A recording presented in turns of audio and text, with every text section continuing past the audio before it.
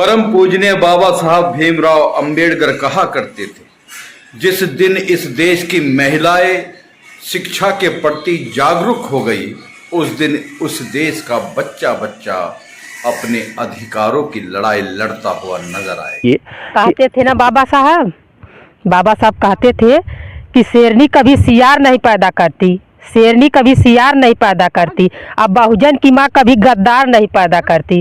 और शिक्षा वो शेरनी का दूध है जो जितना पिएगा उतना ही दहाड़ मारेगा। और संविधान वो किताब है जो जितना जल्दी पढ़ लेगा उतना ही जल्दी सरकार के हलक से अपने अधिकार को छीन लेगा। परम पूजनीय बाबा साहब भीमराव अंबेडकर जी ने भारतीय संविधान को पार्लियामेंट में पेश करते हुए कहा था, अगर देश का संविधान अच्छे हाथों में रहा तो ये अच्छे कार्य करेगा और बुरे हाथों में रहा तो बुरे कार्य करेगा।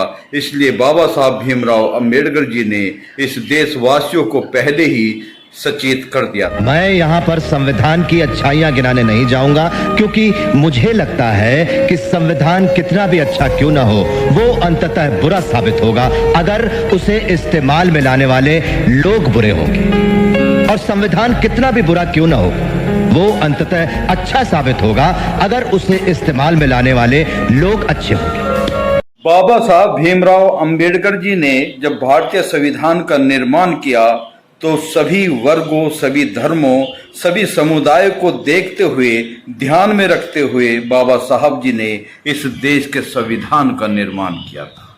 पर जैसे कि बाबा साहब ने कहा कि संविधान अगर अच्छे लोगों के हाथ में होगा तो ये अच्छे कार्य करेगा और बुरे लोगों के हाथ में होगा तो बुरे कार्य करेगा।